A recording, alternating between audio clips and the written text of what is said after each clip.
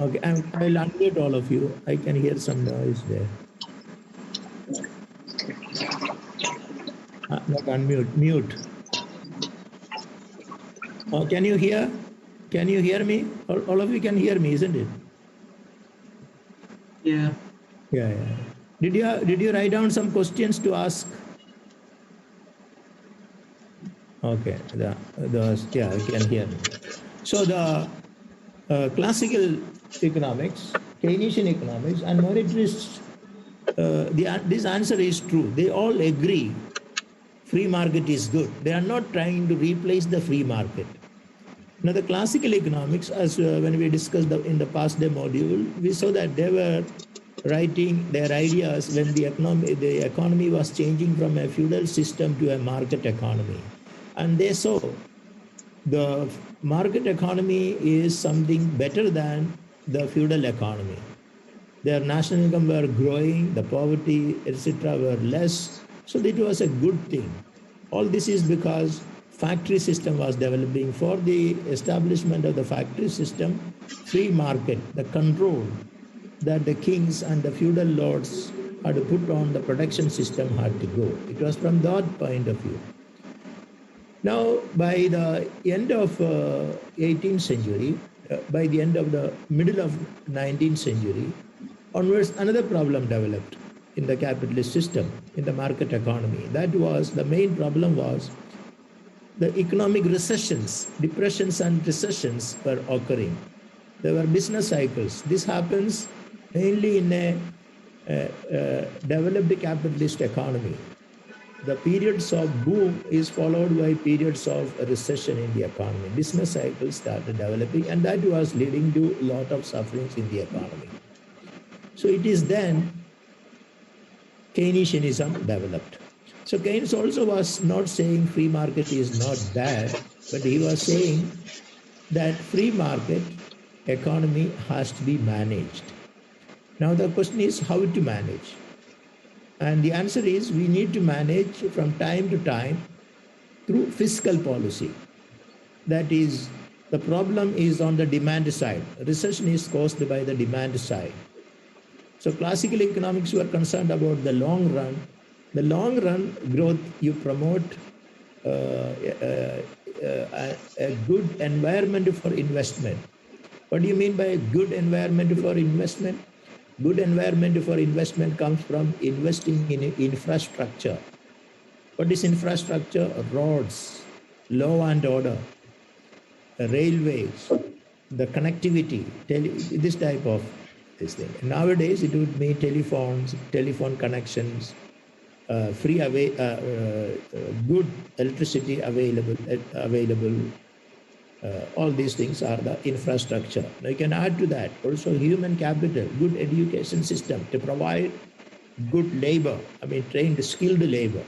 So all this is not interference in the economy. These are, some of these services can be provided by the market, but they are not managing the demand in the economy. This is like creating a good environment for free market to operate.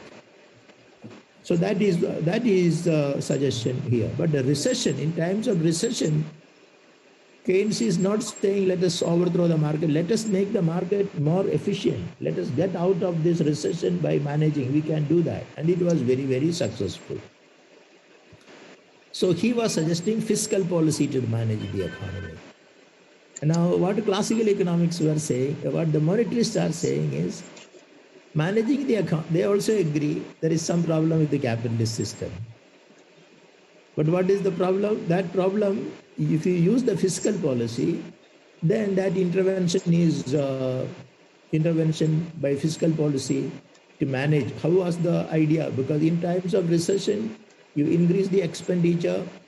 Just now, like the UK government, you can see that they have increased payment to furlough scheme, for example. That is in giving income to the people so that some demand is maintained. That is a Keynesian idea, actually. Now, this Keynesian idea can lead to welfare state.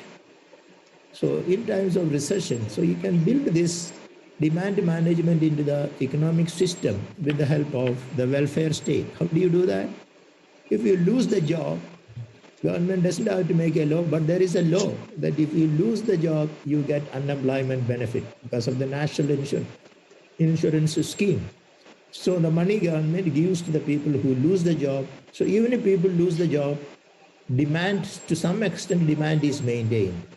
Pension schemes, then many other activities in order to, and it led to a development of the welfare state. This was a welfare state is demand management built into the economic system. Now, this is an interference in the market, according to the critics. You can interpret it in two ways. It is an interference in the market because government were providing many things. Market was not operating efficiently, so monetarists come and say, and this led to a big problem in the 1970s. It was creating unemployment and inflation. It was called stagflation. Then people said something is wrong with this. This is actually interference. But in my opinion and the Keynesians' opinion, it is not interference. It is complementing the market. It's not trying to replace the market. So as one of the students said, it is interference. It could be interpreted that way. And that is how the monetarist and classical economics could interpret it. And they said, managing the economy is required, but not through the welfare state, not through the fiscal policy, but through the monetary policy. So the common agreement between all the economics is free market economy is good. Free market economy is bad, is the Marxian economics, socialist economics. That is providing an alternative. This is maintaining the capitalist system, but how to manage it. So now everybody agrees free market is not working on its own, but the difference between Keynesians and the monetarists is how to manage fiscal policy or monetary policy. Monetary policy is increasing or decreasing the money supply, which in effect comes to changing the interest rate, changing the nominal interest rate. And that is what monetarist is saying. So this again is,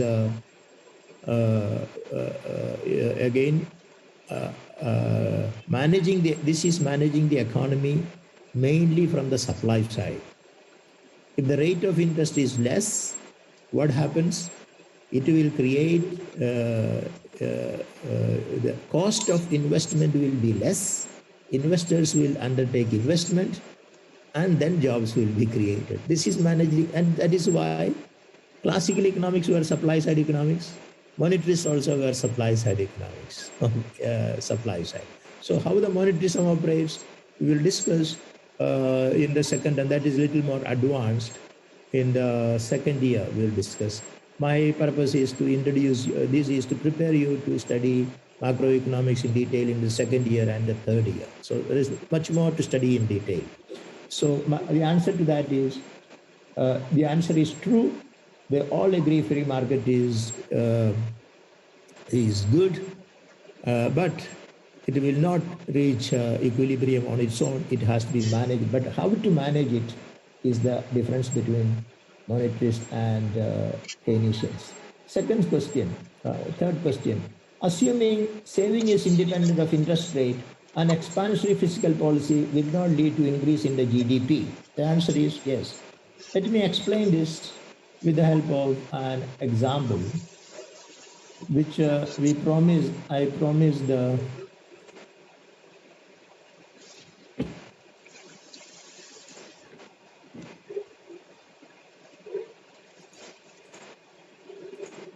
I promised do one exercise. So can you all pin this video? I can pin it. Pin this. Can you all see the picture?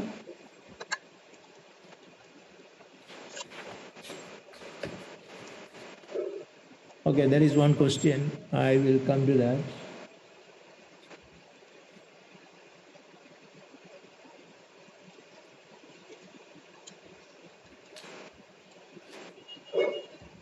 Can you see this? Yes. No. What you have to do is go to this thing, and you see that dots on the top, and if you click there, number of things will come down. You click there, pin.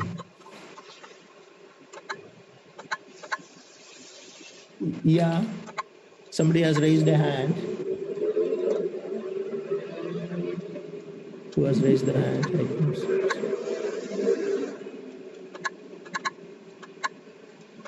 see. Can you see it now? Yes. I can't.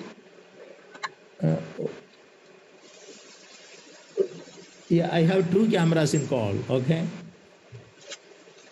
There are two here. Do one of them.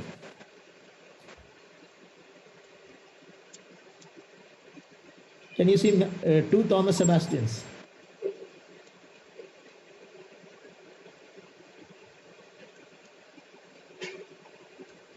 Yeah, go to the second one. Yeah, I got it now. Okay, can all see it now? Just pin it there, then you can see it as big. This was an exercise which I had given there, okay? And this type of exercise is there for your seminars also. So shall I start doing? Okay? Okay, that is it. And click pin. Okay.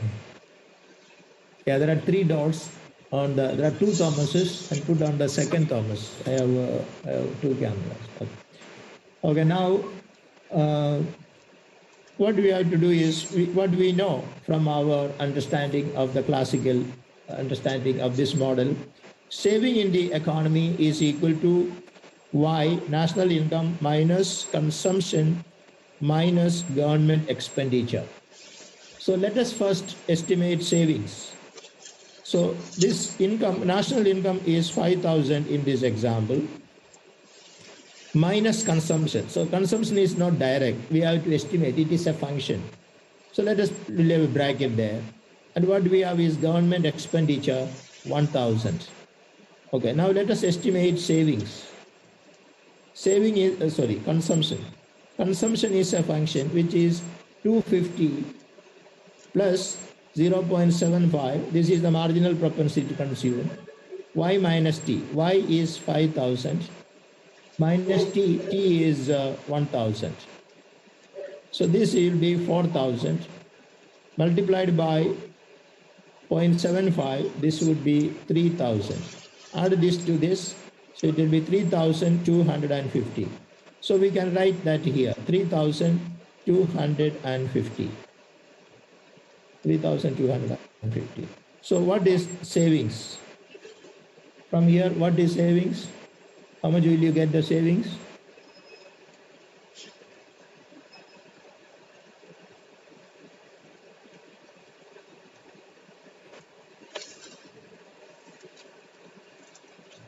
Okay, savings, therefore, this will be 750. Okay, you can do it along with me, then you will get it.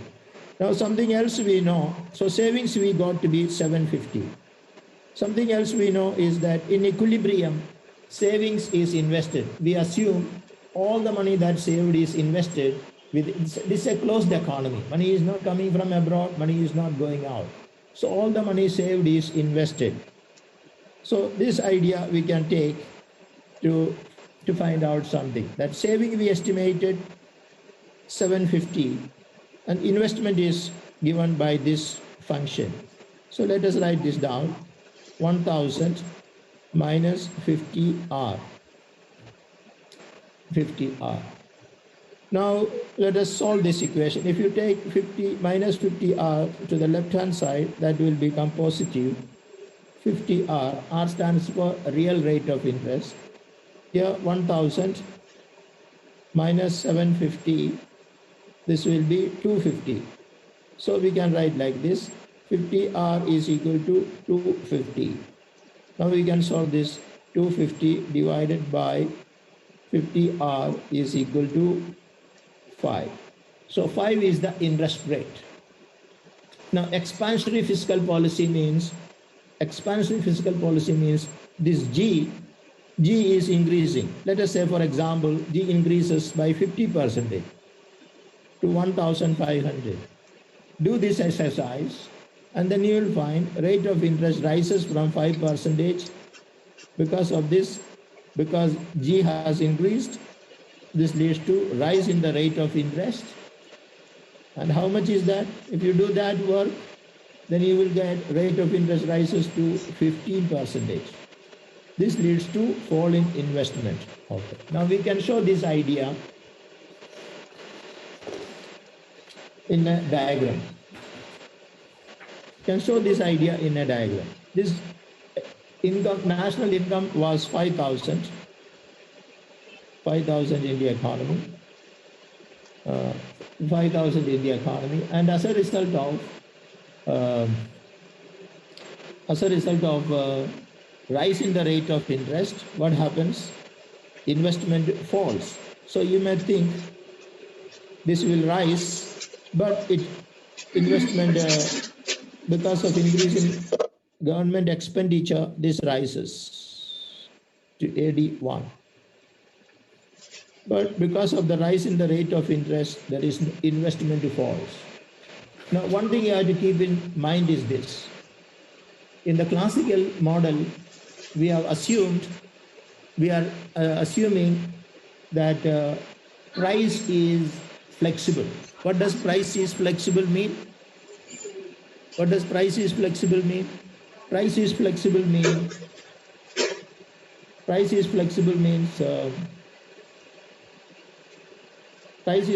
means this rate of interest is flexible. That adjustment is very fast. So government increases expenditure. Some Keynesians may argue that will not take place very fast. It will take some time. So classical economics were of the view that it will rise very fast, and as a result, investment will fall, and there will not be any change in the national income. Only the price will rise. So it is not, therefore, this type of interference is not good. This idea is known as crowding out. Crowding out. Let me put the light.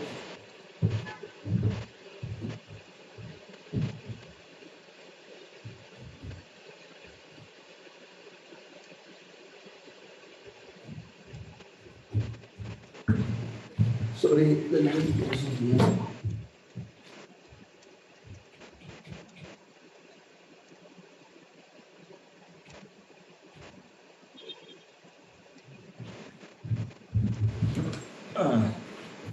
Sorry for that.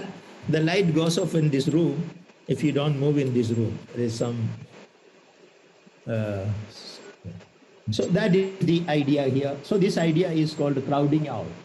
So the classical economics would argue that because of this crowding out effect, fiscal policy is not good.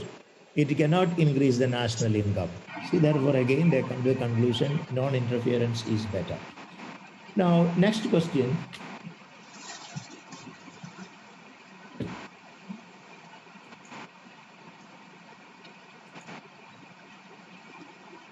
Next question is,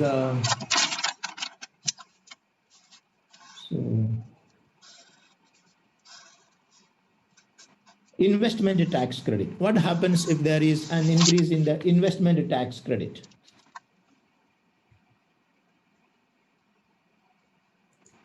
Investment tax credit. Investment tax credit. Can you see it all now? What is investment tax credit? Investment tax credit is some concession that the government gives to investors. What type of concession? The corporations make profit. This profit, if they want, they can use it for distributing it as bonus to the shareholders, or can reinvest. So the government announces a policy that if you reinvest them, you don't have to pay profit tax on it. If you are planning to distribute them, then you have to pay tax on that. So there is this. The idea is to encourage investment in the economy. So what happens? Investment tax credit. So let us say there was saving and investment. Here is the real rate of interest. This is demand for investment. And saving is not affected according to the classical model by the rate of interest. So it is a vertical curve. Now the government increases investment, so there is an encouragement to undertake investment. So this investment demand curve shifts here. So what happens? When the investment demand rises, this was the prevailing rate of interest. So on the one hand, investment tax credit means investment increases, then rate of interest rises, then investment falls. So you see that this leads to crowding out effect. Because of the crowding out, this again is not a good policy for the government. Government cannot increase. So this type of artificially trying to increase the demand in the economy is not a good idea according to classical economics. So you only provide law and order, and that is the idea. This idea is there an exact definition of crowding out? The definition of crowding out is government expenditure leading to increase in the rate of interest, which in turn leading to a fall in the investment is called the crowding out effect. This investment is of the private sector investment. Government expenditure increases, but private investors decrease investment. So this is the idea. Now we said that this model is not a very good model because we have assumed the rate of interest do not respond to the rate of interest, but that goes against intuition. If the rate of interest increases, then people tend to save little more. That is what our common sense says. So it is something like this. So saving can be like this. So there is an equilibrium rate of interest. And if there is investment tax credit, let us say it goes like this. If the rate of the crowding out effect was not there, investment would increase and the national income would increase. Because of the crowding out effect, it would go down. But if this saving curve was like this, that means people respond very little to this thing, and then let us say it would have been here and then very little increase. So again, this policy is not correct. Is this just what classical economics believe? This is the classical economics thought. This is general. I mean, this was their general conclusion. It is from this idea they came to the idea of laissez-faire. Now, classical economics, there are many varieties. This was everybody did not hold this view, but this was the dominant view, and it is from this their idea of laissez-faire came. And there were some difference of opinion among some economics, etc. But this was the dominant view of classical economics. We should not interfere from the supply side point of view or demand side point of view, but just leave the economy as it is. Government should focus its energy on managing the infrastructure, that is law and order, build banks and such a type of institutions, banks, financial systems, and things like that. If you do that, that is the most important thing that the government should focus. That is not considered an intervention by anybody. Okay, you may say that that is intervention. You can see that. So those countries that developed these institutions, they are the ones that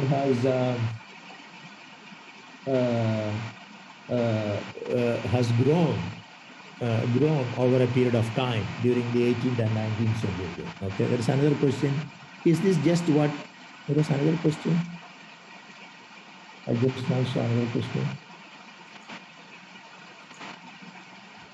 With the crowding out effect, increase R and decrease I. What do you mean by decrease I? Small I stands for nominal rate of interest. That would be investment. You said saving is assumed to be independent of investment in Q4. However, we use saving to work out investment in Q3. Yeah, because that is remaining constant. It is remaining constant. I didn't understand that question. Okay, I will look at that later. Let us go to the next question. According to classical economics, According to classical economics, the output at any point of time is determined by the amount of labor and capital and technology in the economy. True or false? The answer is true. Why? This again we can see that the difference between countries that use their money for productive investment. Countries like, for example, Spain and Italy, they put their money in making cathedrals. They did not use that to build capital. So the capital savings should go to capital investment, then those countries will grow in the future. So this was their view, and this happens only over a long period of time. The shortcut methods, like trying to increase investment by investment tax credit, that is not going to work. Or increasing the expenditure, that is not going to work. But remember also that classical economics, when they were writing their ideas, this was in 17th, 18th and 19th centuries, recessions and depressions, this type of thing was not a big problem. So you remember that there are a lot of natural calamities, pandemics, etc. taking place. So that was also affecting the economy, droughts. We didn't know how to manage all this at that time. So that idea that economy is something that is automatically working, we should not interfere, that idea was there. That idea was there. That is the idea of the invisible hand. You promote the invisible hand by developing the market.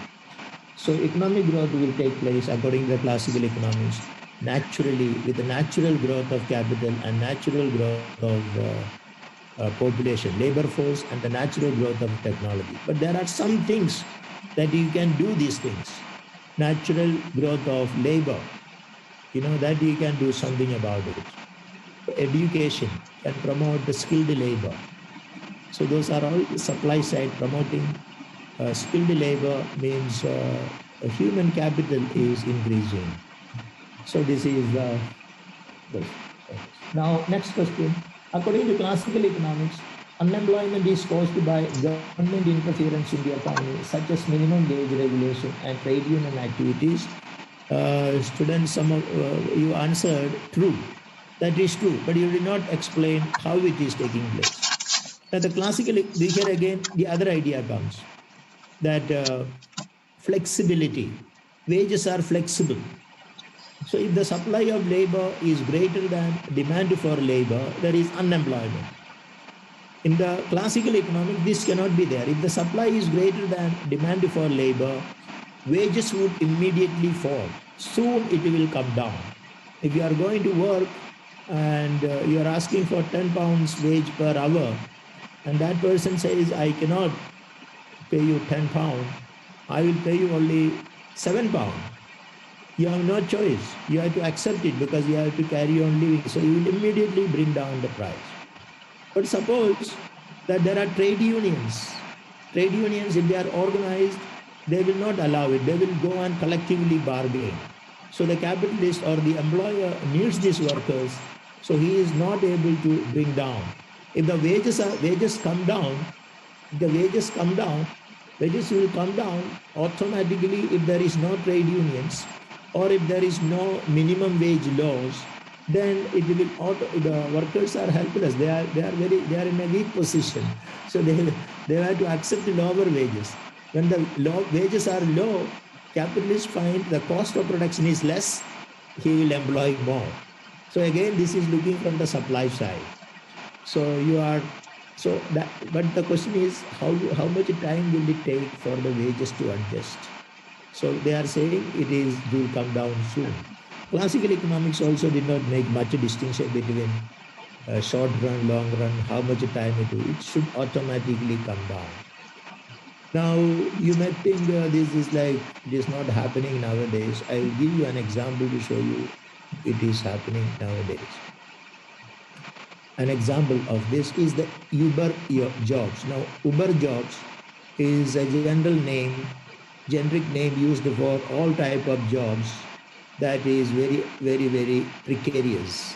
You have to go to work, you are getting less than minimum wages, your job is very temporary, and you go to work in an Uber car, only for the hours you work you get. You have to wait there. If you add all those hours as your working hours, then you are getting less than the minimum wages. Now, how did this come about? There was some rigidity in the labor market in the UK. It was in the form of, this rigidity in the labor market comes in various forms. For example, unemployment benefit. When you are unemployed, you get a benefit. And if it is, let us say, if you are unemployed, you are getting 500 pounds a month, a week. And if you go to work, you are getting 550. Then why will you go and accept low wages? If that difference is not very big, it is better to sit at home and take the unemployment benefit than go and work in an uncertain, precarious job. But what the government did is, after the 2008 financial crisis, the government said we have some structural financial problem. The public government is spending too much money on public welfare, state activities. Let us have austerity program. Impact of this, the austerity program worked out. Part of the austerity program worked out like this.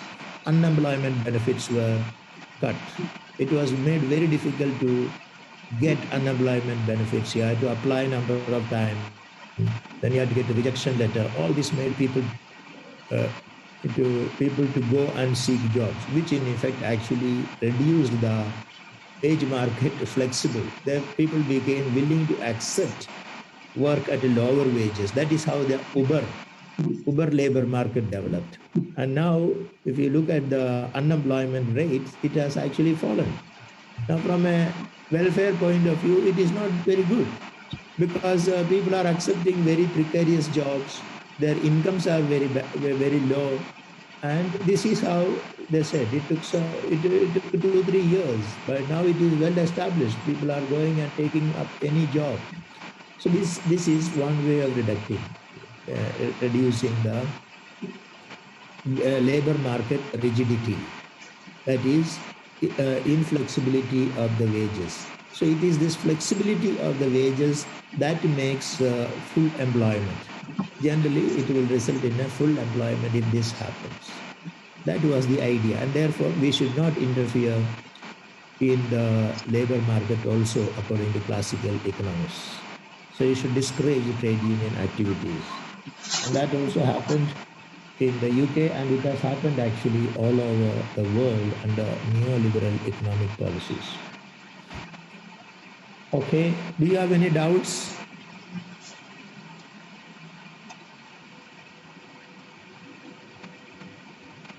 Now, the question here, let me answer that question by Ethan Benstead. You said saving is assumed to be independent in question 4. However, we used saving to work out investment in Q3. If saving is, can you pin this? I'm going to write something. You can pin that video.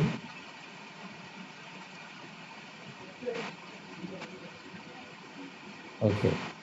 Now, in our equation, if saving is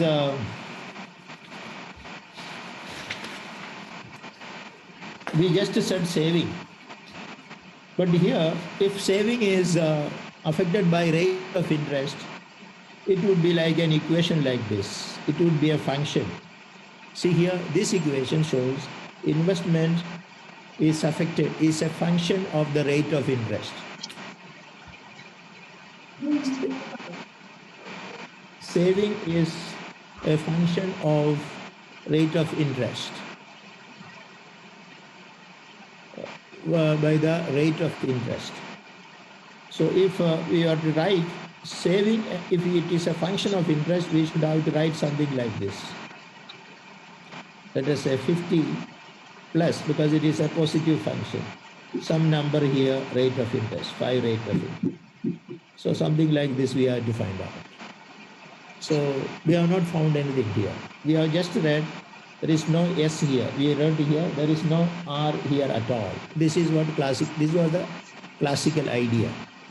Next question, wasn't the crash caused by overborrowing? What's that one? So why does it connect to spending in government? Connect to overspending in government? Y is indirectly depending on R. Thus, saving YCG, still not independent. Yeah. No, it is not independently depending upon, because how is it independently depending upon? Yeah, but that is very far relations. Okay, it is not directly, indirectly it may be dependent to some extent maybe. Wasn't the crash caused by over borrowing? So why does it connect to overspending in government? That you are absolutely correct. Yeah, this was of this 2008 financial crash came from over borrowing. That you are correct, but the government's policy at that time was to follow austerity. It was, in my opinion, it was very irrational. But the reasoning given was that reasoning, it is more ideological. The reasoning given at that time was we cannot spend money. These welfare state activities, that same old logic. Welfare state activities has made labor market incompetent. That means we are paying higher wages. Wages has to be brought down in order to make the economy efficient, etc. Overall, their argument was public debt is very high. Okay, when you learn more economics in the second year, there are some rules put forward by European Union. When you join the European Union, there are some rules about budget deficit and fiscal deficit. And the rule is that fiscal deficit, that is debt accumulated over many years as a percentage of the national income, should not be more than 60%. This is one of the rules. Nobody is following it, but it is called Growth and Stability Pact. So they said, so UK's was something like 80%. It was not bad.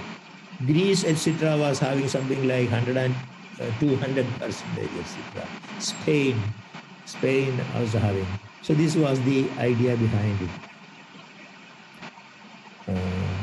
So how do you explain that? So I plus C plus D is not adaptable here. So Y is certainly related to R, and saving, yeah, it is, you are correct. You can argue that way. But we are saying directly it is not related. Directly it is not related. It's an extreme assumption.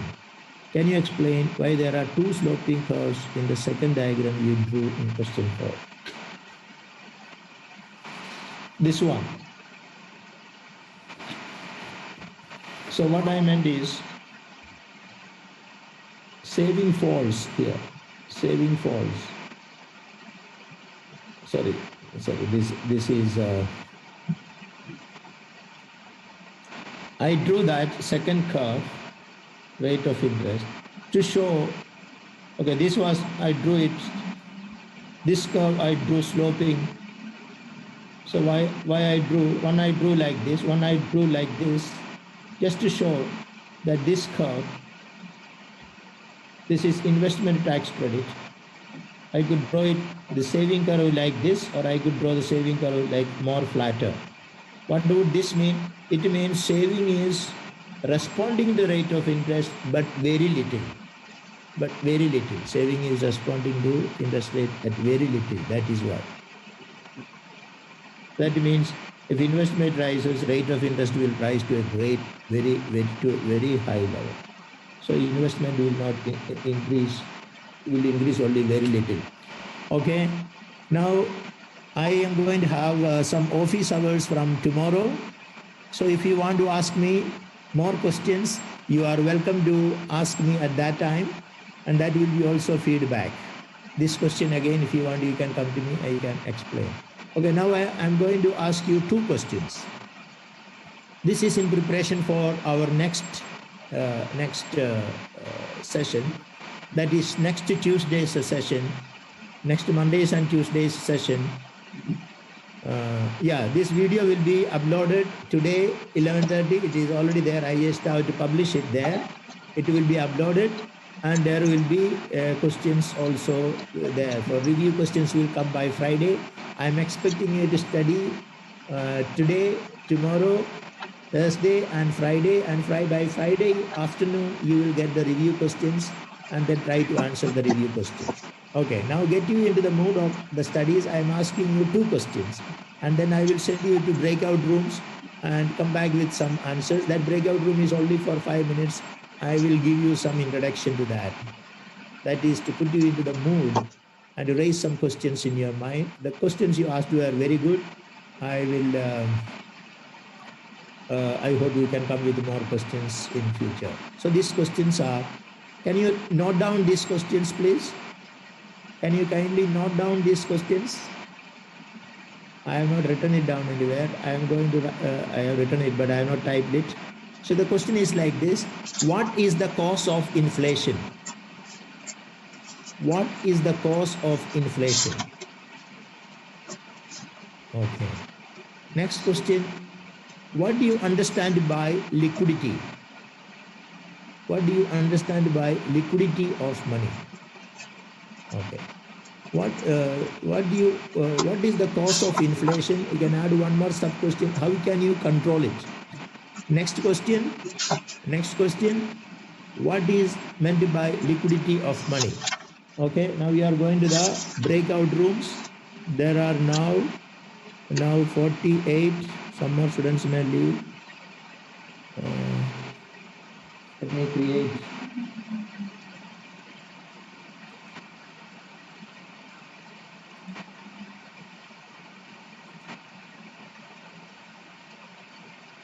Uh, 45. It has become 45. So I'll divide you into 8 groups.